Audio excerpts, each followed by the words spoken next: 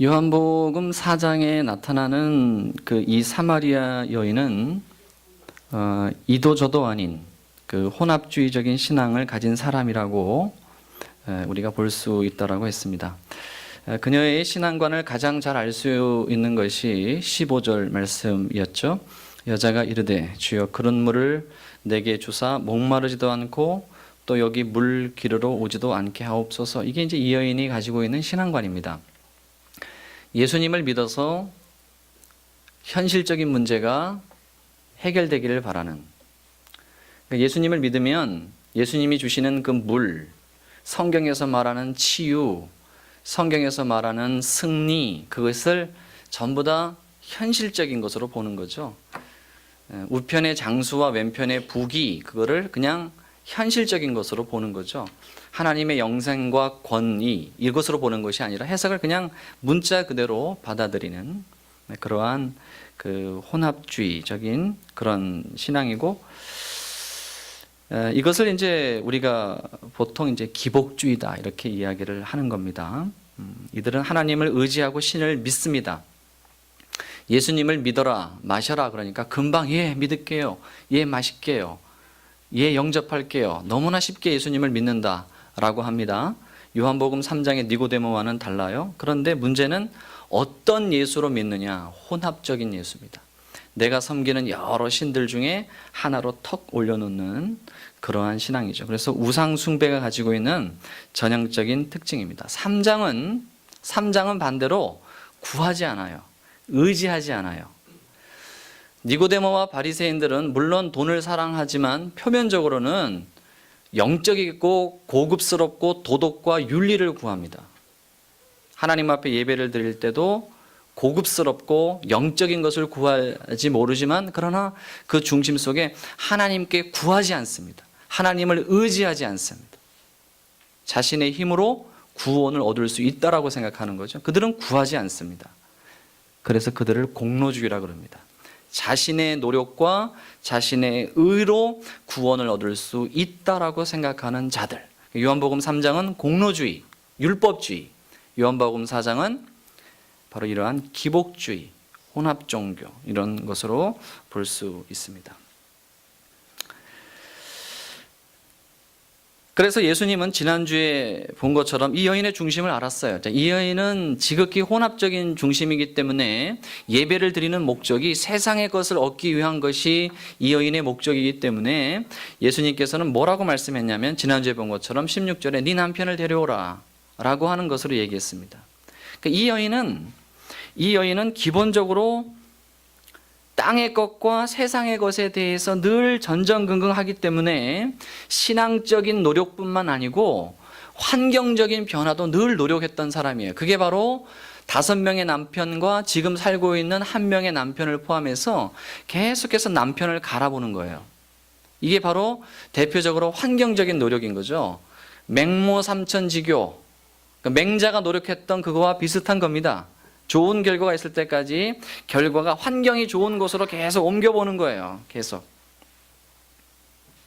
이런 것들이 바로 이제 이 여인이 가지고 있는 내용입니다. 그러자 예수님께서 말씀하시는 거죠. 네 남편을 데려오라. 너는 너가 누군 줄 아느냐? 너는 계속해서 환경의 문제를 가지고 변화를 시키지만, 그러나 중요한 건 너야. 네가 변해야 되는 거야. 너가 주인이야.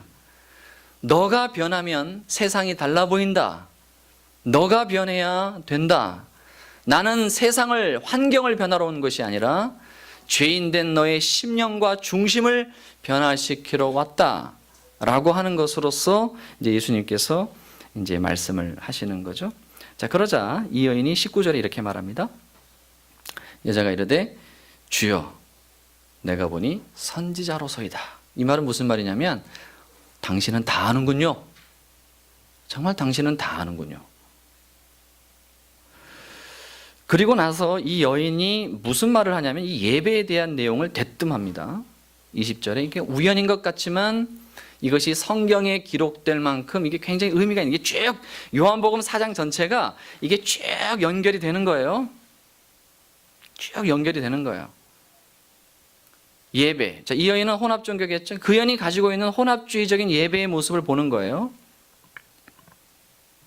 우리 조상들은 이 산에서 예배하였는데 당신들의 말은 예배할 곳이 예루살렘에 있다 하더이다. 자, 이 여인이 바로 뭐라고 얘기하냐면 이 산, 바로 그리심산이죠. 하나님께서 구약의 축복을, 복을 선포하라라고 했던 바로 그 산. 사마리아 사람들은 그곳에 예배를 드리면서 어떤 질문하냐면 어디에서 예배를 드려야 됩니까? 어디에서? 어떤 장소에서 예배를 드려야 됩니까? 라고 대뜸 물어요. 자, 여러 지금 이 여인이 지금 예수님의 말 외에 이 여인의 여러 말들이 있는데요. 이 여인이 여러 말을 이렇게 막 뱉어내잖아요. 그런데 뱉어내는 이 말들 중에 이 여인의 공통점이 하나 있어요. 잘 분석해 보면 이 여인은 말 그대로 현실 감각이 뛰어난 여인입니다. 그러니까 눈에 보이는 것에 대해서 계산이 빠른 사람입니다.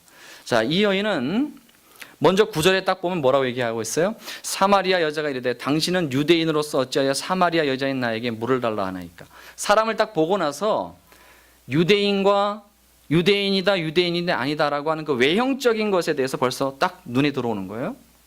11절 볼까요? 여자가 이르되 주여 물기를 기릇도 없고 우물은 깊은데 어디서 당신이 그 생수를 얻겠삼나이까. 딱 봤을 때 당신은 두레박이 없는데 어떻게 그 깊은 곳에서 물을 얻을 수 있습니까? 문제 파악이 정확하게 되는 사람이에요. 딱 봐도. 12절 우리 조상 야곱이 이 우물을 우리에게 주셨고 또 여기서 자기와 자기 아들과 짐승이 다 마셨는데 당신이 야곱보다 크니까 경쟁적인 단어를 사용해요. 크다, 작다, 많다, 적다, 가난하다, 부유하다, 뭐 수가 많다, 적다 이런 것에, 그러니까 외적인 것에 대해서 굉장히 예민한 사람이에요. 현실적으로 환경적인 것에 대해서 굉장히 예민해요. 15절 여자가 이르되 주여 그런 물을 내게 주사 목마르지도 않고 또 여기 물 기르러 오지도 않게 하옵소서. 눈에 보이는 현실적인 것, 계산이 빠른 사람입니다. 현실적이고 딱 보면 어느 쪽으로 가야 돈이 많이 나오고 어느 쪽으로 가야 내게 유익이 될지 딱 아는 거예요. 계산이 딱 쓰는 겁니다. 그러다 보니 20절 우리 조상들은 이 산에서 예배했는데 당신들의 말은 예배할 곳이 예루살렘에 있다이다. 장소에 관심이 있어요. 예배드리는 장소 전부 다 뭐예요? 자기 자신의 내면에 대한 관심이 없어요. 뭐에 대한 관심이면 내 눈에 보이는 사람이 어떤 사람이고 내 눈에 보이는 그 사람의 문제점은 무엇이고 내 눈에 보이는 예배 장소는 어떻고 내 눈에 보이는 목사 오늘 모습은 어떻고 교회 지금 인테리어는 어떻고 관심이 그거예요. 목사님의 톤이 어떻고 오직 거기에만 관심이 되어 있어요. 오직 이게 이 여인이 한평생 살아온 삶의 방식이에요. 6명의 남편을 바꿔가면서 그가 했던 것은 오직 외형적인 것에 관심이 있는 거예요. 혼합 종교를 보세요. 얼마나 화려해요. 외형적인 것이 얼마나 화려합니까? 그것은 바로 뭐냐면 우상을 숭배하는 것에 빨갛고 파랗고 노랗고 이런 것들의 화려한 것은 이 눈에 만족을 주는 거예요. 종교가 뭔가 눈에 만족을 줘야 되는 거예요. 뭔가 손에 쥐어져야 되는 거예요. 이 우상 숭배가 가지고 있는 특징이라는 것이죠. 캐톨릭 보세요. 유리창 이렇지 않아요. 여기에 스테인글라스 해가지고 울긋불긋하고 강대상 화려하고 목회자 애가 화려하고 두건을 쓰고 화려한 후드를 두르고 요즘엔 개신교도 점점점 그렇게 변신되고 있습니다만 여튼 사람들이 가지고 있는 시각적으로 뭔가 위험을 주고 권위를 주고 그렇게 합니다. 거기에서 뭔가 권위를 찾아요. 교회가 높이 세워지고 높이 하늘로 닿아지는 높은 건물을 보면서 웅장함 속에서 하나님은 살아계시는구나 이렇게 경험을 하는 거예요. 모든 것이 다 눈으로 보여지고 감각적으로 판단되어지는 것으로 인생을 살아가고 신앙도 평가되어지는 그런 사람입니다.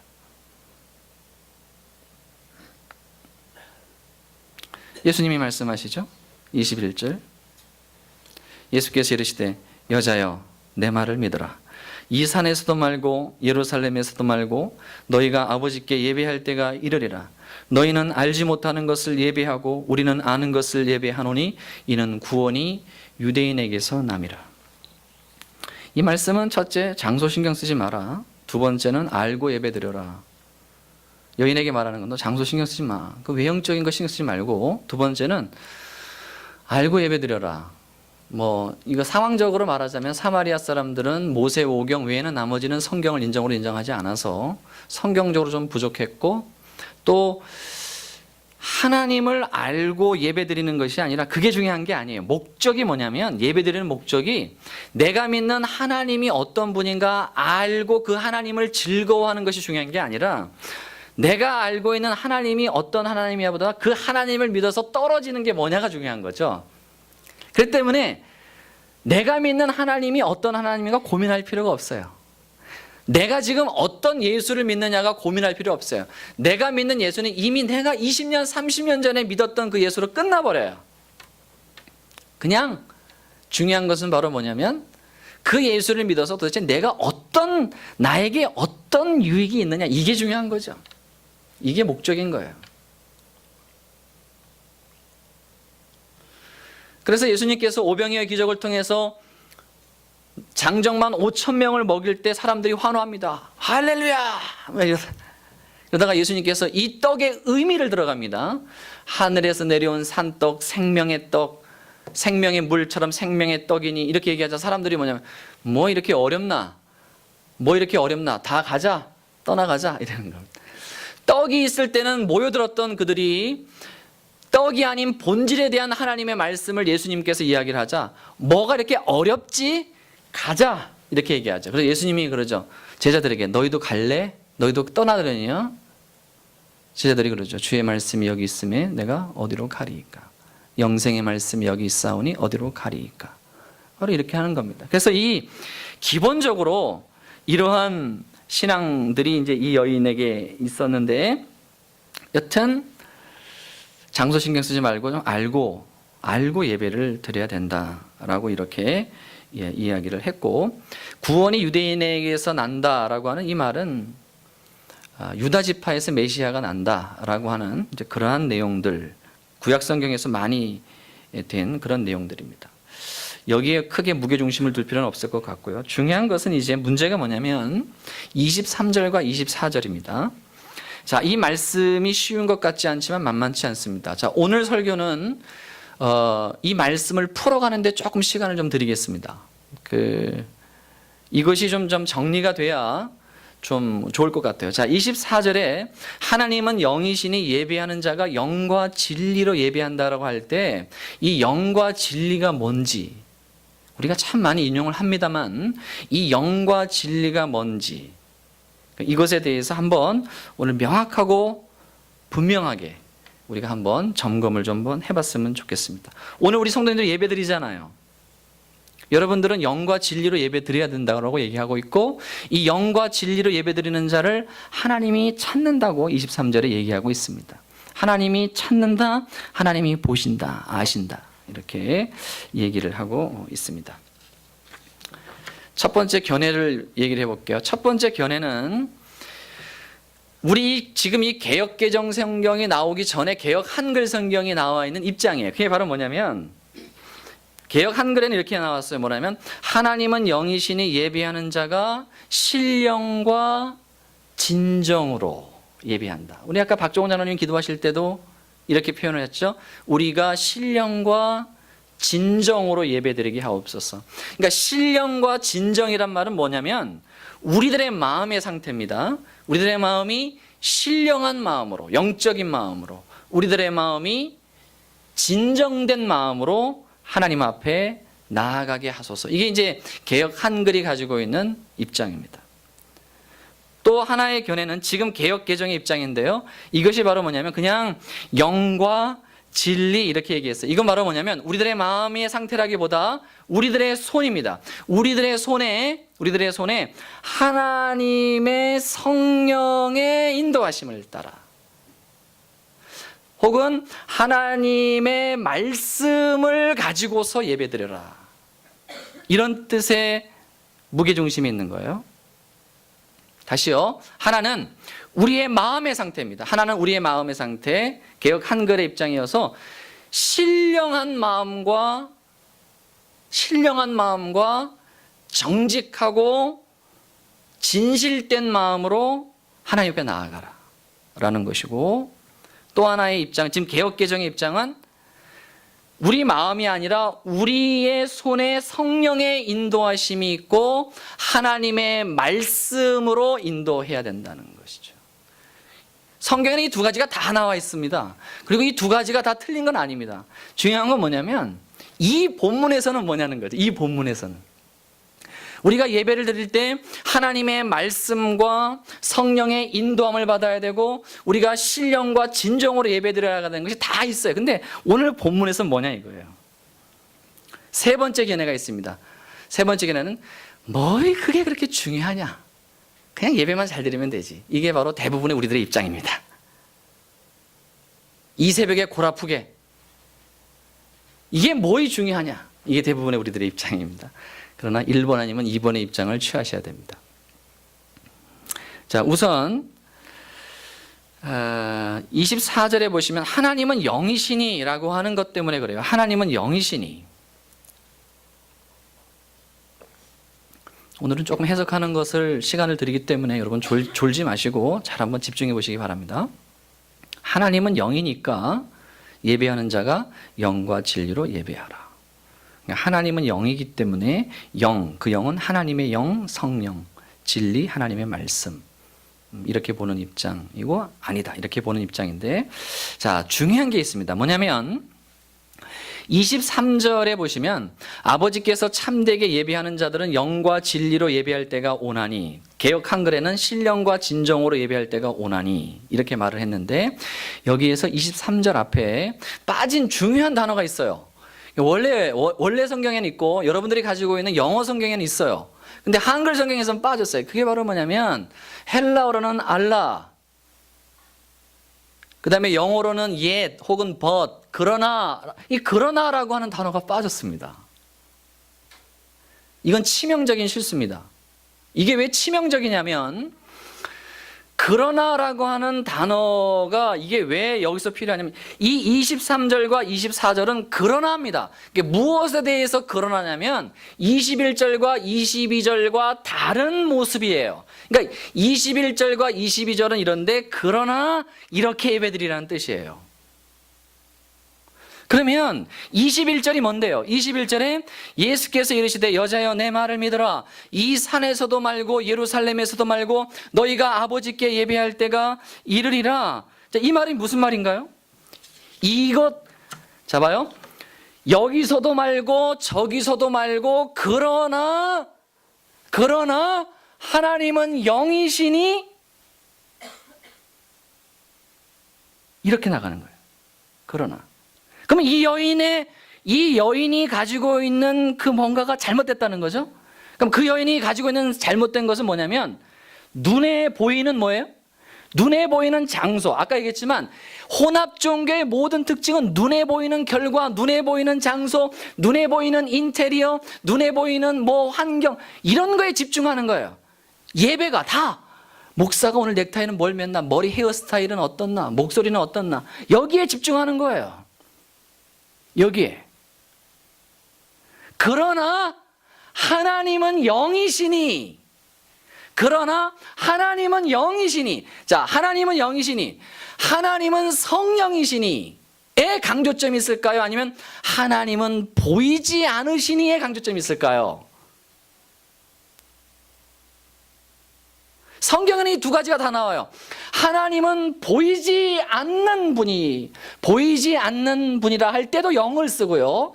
하나님은 성령의 권능을 가지신 분이라고 할 때도 영이란 표현을 써요.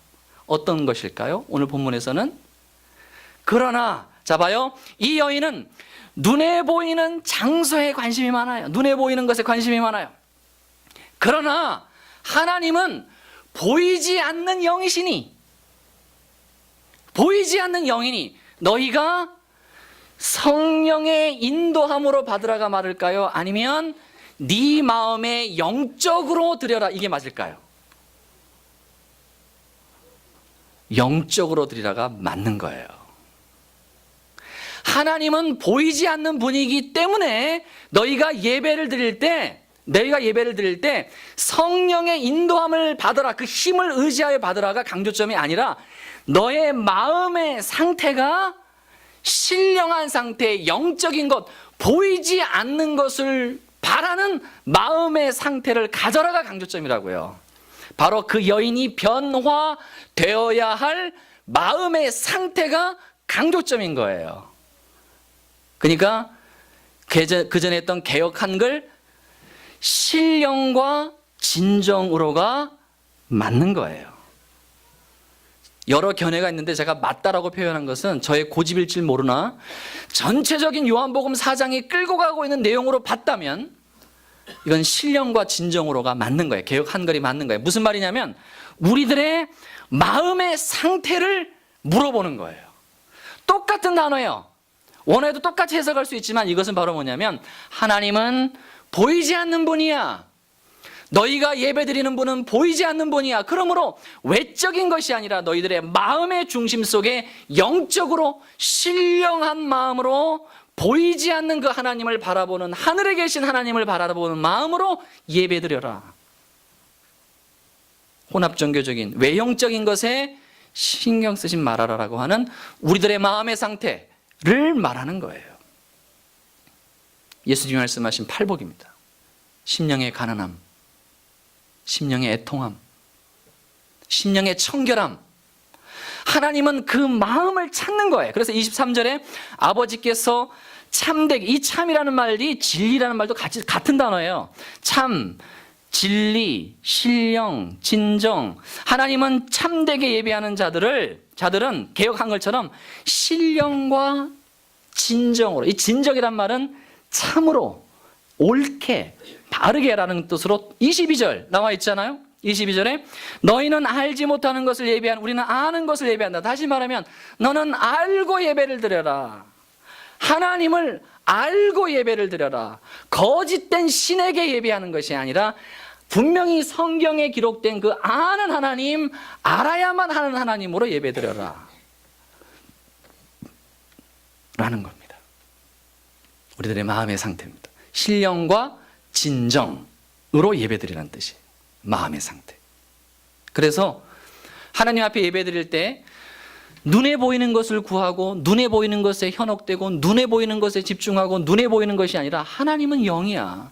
하나님은 보이지 않는 분이시다. 그러면 너희는 예배드릴 때 보이지 않는 네 마음, 보이지 않는 하나님에 집중하고, 그리고 하나님은 보이지 않지만 막연한 분이 아니야. 하나님은 존재하시자 보이지 않지만 존재하시는 분이니 그 하나님을 알아야 된다. 진정으로, 아는 것으로, 진리로, 그게 진리라는 말도 그렇게 포함이 되는 거예요. 하나님을 아는 것으로. 그래서 21절과 22절의 반대말이에요. 21절, 22절. 이 산에도 저 산에도가 아니라 신령으로. 모르고 드리는 예배가 아니라 아는 예배로 드려라. 이것이 오늘 말씀 속에서 우리들에게 얘기하는 신령과 진정. 요한복음 3장 8절 보시면, 요한복음 3장 8절. 여기서도 강조점은 이겁니다. 요한복음 3장 6절부터 보시면 그 위에 이제 성령에 관한 것이 나오잖아요. 육으로 난 것은 육이요, 영으로 난 것은 영이요. 내가 내게 거듭나야 하겠다 하는 말을 놀랍게 여기지 말라. 바람이 임의로 불매 내가 그 소리는 들어도 어디 와서 어디로 가는지 알지 못하나니 성령으로 난 사람도 다 그러하니라. 눈에 보이지 않는다는 거예요. 여기서 강조점은 바람으로 비유한 것은 바로 뭐냐면 분명히 변화되어진 모습이 있을 때 그것의 존재 자체를 우리가 잘 알 수가 없다, 보이지 않는 존재다라고 하는 것을 강조하는 표현입니다. 이 표현이 지금 요한복음 3장 4장 전체에서 이야기를 하고 있는 거예요. 혼합종교의 특징에서부터 벗어나라고 하는 거예요. 보이는 것에 집착하는 것이 아니라 보이지 않는 하늘에 계신 그 하나님에게 우리의 초점을 맞추라는 거예요. 그러면서 다시 23절, 4장 23절에 보시면 아버지께 참되게 예비하는 자들은 신령과 진정으로, 그 마음의 상태가 영적이고 신령하며 진실된 마음으로 예배할 때가 오나니 곧 이때라. 왜요? 눈에 보이는 성전이 아니라 성전 대신 예수 그리스도가 이 땅에 오신 겁니다. 예수 그리스도께서 우리의 성전이 된 거예요. 이 건물은 피상적인 것이며 진정으로 예배드려야 될 성전, 우리가 들어가서 예배드려야 할 성전은 예수 그리스도 안에 들어가 예배드려야 할 때가 오나니 곧 이때라. 그가 바로 메시아고 그가 바로 그리스도이며 그가 바로 저와 여러분이 믿는 예수 그리스도입니다. 그럼 우리가 이 건물에 들어온 것이 중요한 것이 아니라 예배드리는 자는 예수 그리스도 안으로 들어와서 예배를 드려야 되는 것이며 그 중심 속에서는 눈에 보이는 것이 아니라 보이지 않는 영적인 것이며 그 마음에 진실된 마음으로 하나님 앞에 나아가는 예배를 23절에 이렇게 예배하는 자들을 지금 하나님이 그 눈으로 찾고 있다는 사실이에요. 내 손에 성령으로 인도되어지는 것 중요해요. 내 손에 하나님의 진리와 말씀이 있다는 것 중요해요. 그러나 그 책임이 내 손에, 내 바깥에 있는 그 무엇이 아니라 내 안에, 하나님은 내 안에 내 심령의 문제를 지금 예수님이 지적하는 거예요. 너는 너무 외형적인 것에 관심을 갖고 있구나. 외적인 것에 관심을 갖고 있구나. 사람의 숫자나 재정이나 외형적인 것이나 건물의 평수나 외형적인 그 모든 것에 현혹이 되어 있구나. 하나님은 보이지 않는 분인데 너는 지금 뭘 보고 있느냐? 어디에 집중하고 있느냐? 이 얘기를 하는 거예요. 책망하는 거예요. 지금 이 내용은 지금 책망하는 거예요. 그러나 23절 앞에 있는 그러나 라고 하는 그 단어 하나가 치명적으로 누락된 거예요. 이게 있어야 돼요.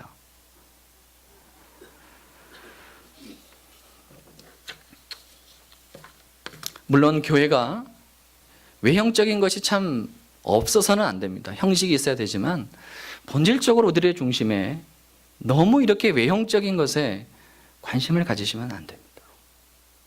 과연 우리들의 모임 속에 하나님의 이름은 있는가? 하나님의 영광은 있는가? 우리의 모임 속에 정말 나는 지금 무엇에 집중하고 있는가? 하나님의 영광을 나는 구하고 있는가? 이 물음을 계속 하셔야 됩니다. 거룩한 모습으로 폼 잡으면 뭐해요? 하나님은 우리들의 중심을 보시는 걸요. 하나님은 우리들의 마음을 보시는 겁니다. 아무리 치성을 다하고 아무리 돈을 많이 갖다 버리면 뭐해요? 하나님은 우리들의 중심을 보는 거예요. 예수님은 과부의 그 2,000원짜리를 보면서 그 중심을 본 거예요. 하나님은 그런 분이셔요. 하나님이 거지예요? 그거 아니에요. 아무리 기도를 많이 하면 뭐해요? 그 중심 속에 골방에게서 아버지를 바라보지 않는 기도인데요. 혹은 아무리 열심을 내면 뭐예요? 하나님을 의지하지 않고 기도하지 않는데요. 말씀을 정리하겠습니다. 지금도 하나님의 눈은 예배하는 자를 찾습니다. 예배는 인생의 목적입니다. 하나님이 우리를 창조하신 목적입니다. 하나님을 즐거워하고 하나님을 예배하는 겁니다. 그렇다면 팔복의 그 마음의 상태 왜 감정적인 표현들이 많을까요? 기뻐하는 것, 가난한 것, 내 마음이 청결한 것, 온유한 것, 긍휼히 여기는 것. 하나님이 왜 이렇게 이 감정적인 표현들을 많이 썼을까요? 인생의 목적 하나님을 영화롭게 하며 그 하나님을 즐거워하는 왜 이 감정의 표현을 썼을까요? 하나님은 그 마음을 보십니다. 그 마음이 정말 하나님 때문에 즐거운지, 하나님 때문에 감사한지, 아니면 돈 때문에 기뻐하는지, 무엇 때문에 내가 기뻐하고 내가 행복해하고 내가 들어서 할렐루야 외치는 그 이유가 현실적인 문제가 해결돼서 할렐루야요, 아니면 이 사마리아 여인처럼 내가 만난 그가 메시아 예수 그리스도 그분을 내가 만났다는 것 때문에 내가 기뻐하는 거예요. 왜 기뻐하는 거예요? 지금 이 시간 결단하시기 바랍니다. 이제 나는 보이지 않는 영적인 것에 가치를 두고 보이지 않는 영적인 것에 그 가치를 두며 그것으로 신령으로 하나님 앞에 나아가겠다. 그리고 무지한 상태가 아니라 하나님을 알고 그 아는 것은 단순한 지식적인 안뿐만 아니라 우리가 가지고 있는 신앙 감정을 건드리고 우리가 가지고 있는 전 인격적으로 하나님을 만나는 그런 경험이 있어야 되겠다 라고 하는 것. 그리고 현실적인 문제에 대해서 쉼없이 내 입에서 쏟아져 나오는 불평과 불만, 염려와 걱정, 불신 이런 말들에 대해서 끊어내겠다. 나를 죽이는. 그리고 내 입술과 내 언어 속에서 늘 하나님의 영광을 구하고 하나님의 은혜를 구하고 하나님의 그 기쁨을 구하고 우리에게 주신 그 놀라운 은혜를 구하고 할렐루야 감사가 넘치는 삶을 살겠다라고 결단하시기 바랍니다. 그리고 무지함에서 벗어나기 위해서 하루 한 절이라도 묵상을 하고 노트를 만들고 기록을 해서 그것을 기록한 가운데 내 삶의 깨달음으로 그것을 결심으로 삼겠다. 이런 결단들을 여러분 하시기를 바랍니다. 시대의 유행사에 휩쓰지 마시고 보이지 않는 영원하신 하나님 앞에 신령과 진정으로 그리고 영과 진리로 예배드리시는 저와 여러분이 되시기를 바라겠습니다. 기도하겠습니다.